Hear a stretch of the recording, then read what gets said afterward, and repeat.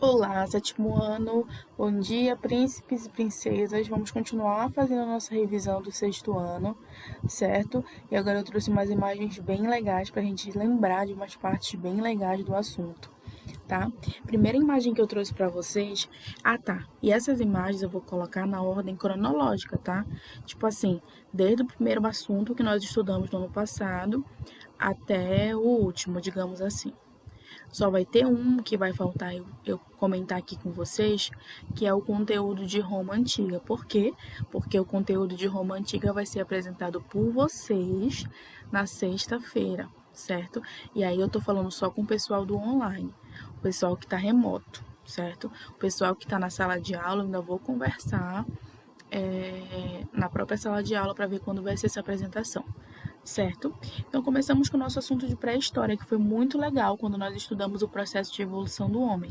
Vamos lembrar aqui um pouquinho? Bora lá.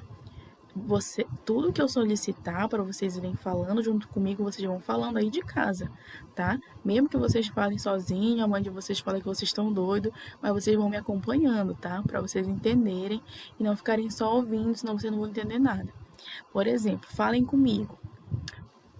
O ancestral mais antigo do homem, quem é?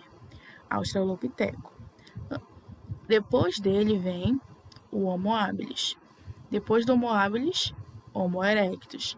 Depois do Homo erectus, Homem de Neandertal ou Homo neanderthalensis. E depois dele, Homo sapiens, que já é a gente. A nossa espécie é essa daqui, tá? E a nossa espécie, assim como as outras espécies que existem no mundo, elas vêm de um processo de evolução, ou seja, de um processo de transformação de espécies mais antigas até chegar nas espécies atuais, certo? É exatamente um processo de evolução, como vocês estão vendo aqui. Mas não entendam que essa espécie aqui, por exemplo, ou essa daqui, é a mesma espécie dessa. Não é a mesma espécie, são espécies diferentes, só que uma foi ajudando a outra a dar origem ao ser humano, ok? Então, o nosso ancestral mais antigo é o Australopiteco. O Australopiteco ele vai se diferenciar dos seus ancestrais justamente porque ele vai começar a andar sobre duas pernas. Os ancestrais desse daqui, eles andavam sobre quatro pernas. Depois do Australopithecus vai vir o Homo habilis. O Homo habilis ele vai ser bacana por quê? Porque ele vai fabricar as suas ferramentas feitas de pedra, é claro, né? Não era nem um martelo que ele tinha, não era nem uma furadeira. Eram ferramentas simples, mas que ajudavam no dia a dia dele, tá bom? Ele fazia essas ferramentas de pedra. O Homo erectus ele já vai ser o cara que vai dominar o fogo, tá? Ele vai fazer ferramentas também mais complexas que o Homo habilis, mas a principal característica evolutiva dele é que ele vai conseguir dominar o fogo, vai conseguir fazer fogo.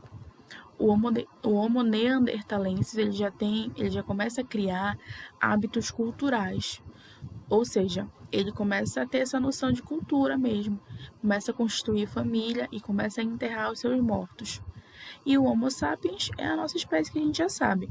O Homo sapiens ele vai começar a formar aldeias, depois vai começar a formar sociedades e vai se manter aí no mundo até hoje. Pode ser que daqui a milhares de anos surja uma outra espécie mais evoluída que o Homo sapiens e a nossa espécie acabe se extinguindo, tá? Não vai ser hoje, não vai ser amanhã, pode ser daqui a milhares de anos. Pode ser, certo? Qualquer dúvida, perguntem para a tia Adriele sobre o processo de evolução.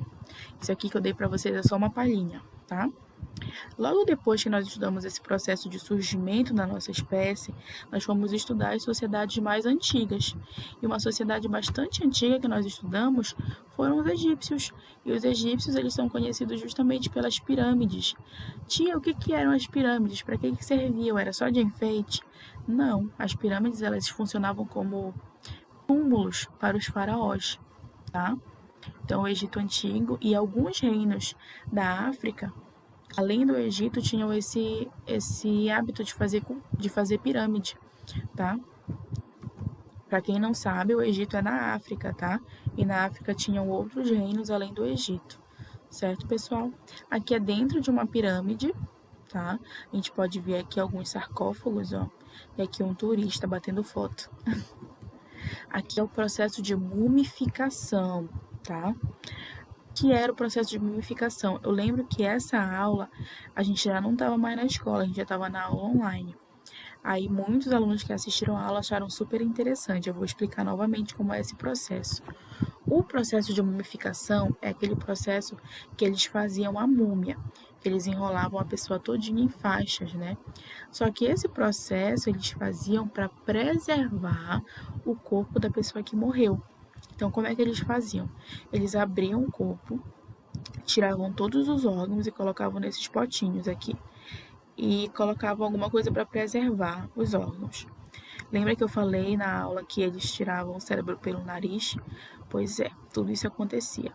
Então, depois de tirar os órgãos, fazer a limpeza, eles iam embalsamar o corpo, eles iam colocar produtos cheirosos e que conservassem o corpo dessa pessoa. O único órgão, prestem bem atenção, o único órgão que eles não tiravam do corpo da pessoa, qual era? O coração, exatamente. O coração ficava no corpo da pessoa e eu já vou explicar por quê, tá? E aí enfaixavam tudinho e estava pronto. Esse processo era bastante demorado e muito caro. Por isso só os faraós, só a nobreza conseguia se mumificar, conseguia fazer múmia, tá bom? Uma coisa interessante que eu falei para os meninos também ano passado, falei para vocês ano passado, era que quando um faraó morria, geralmente ele morria junto com ele alguns funcionários seus para ajudá-lo na vida após a morte. Então, quando o faraó morria, ele levava com ele outras pessoas para auxiliarem ele na sua outra vida, porque os egípcios acreditavam que a morte era só um ritual de passagem para uma outra fase, que era a vida eterna, a vida após a morte. Aqui é super interessante, gente. Aqui que vocês vão entender por que o coração tinha que se manter no corpo. Os egípcios acreditavam que quando a pessoa morria, ela ia passar por vários testes. E o último teste era essa cena aqui, ó. Prestem bem atenção. Aqui no centro eu tenho uma balança, tá? Nessa balança de um lado estava o coração da pessoa que morreu e do outro estava uma pena. O teste era que o coração da pessoa ele tinha que ser mais leve que uma pena, certo? Caso o coração dela fosse mais leve que a pena, aí sim ela ia poder curtir as maravilhas da vida após a morte. Caso não, ela ia ser engolida por um monstro, que aqui não tá nada assustador, tá? Mas era esse aqui. Esse monstro, ele tinha 3 partes. Ele era parte crocodilo, dá pra ver pela cara dele, parte pantera e parte hipopótamo. Então, se a pessoa tivesse o coração pesado, ela ia ser engolida por esse monstro. Aqui era tipo um tribunal, tá? Aqui a gente pode ver o Osíris, que é um deus egípcio. Aqui a gente pode ver o Anubis e o Tote, tá? Aqui o Anubis, aqui o Tote. Aqui a balança, tá?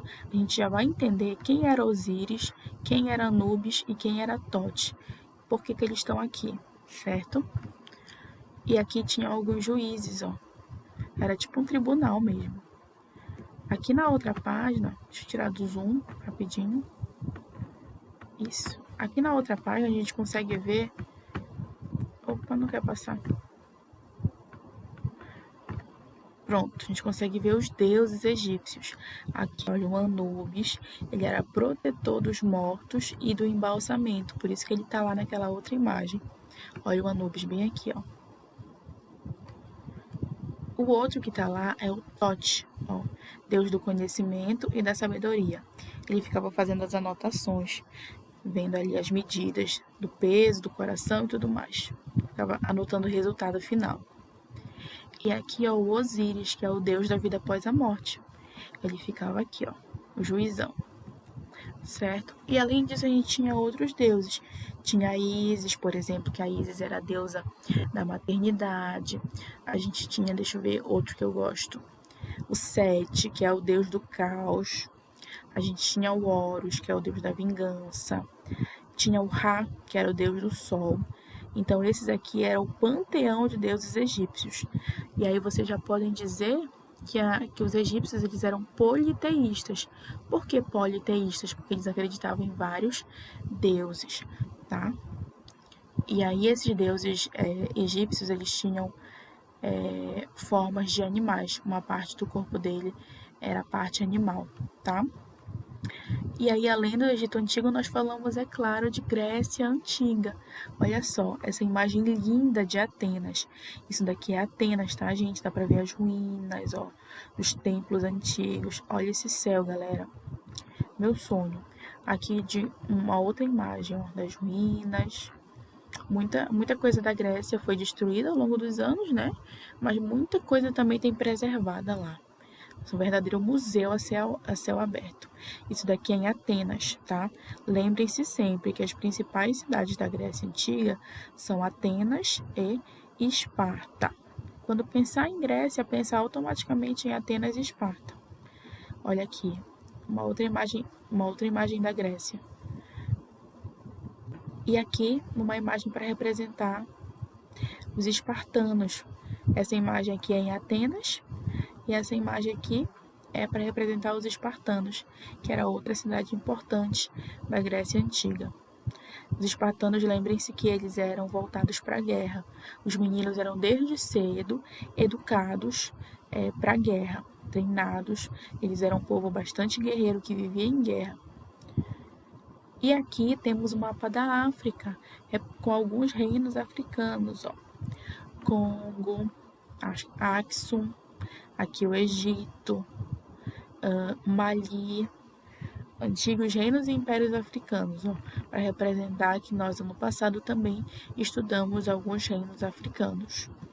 E aqui o Coliseu, para representar que nós estudamos Roma Antiga, tá? Na sexta-feira, nós vamos ter a apresentação dos meninos sobre Roma, de algumas pessoas que eu vou escolher, tá? A apresentação de vocês será no segundo horário. Vai começar às 8h05. Aí eu vou mandar o link da videochamada lá no grupo, tá bom? Hoje nós conseguimos revisar algumas coisas sobre o Egito Antigo.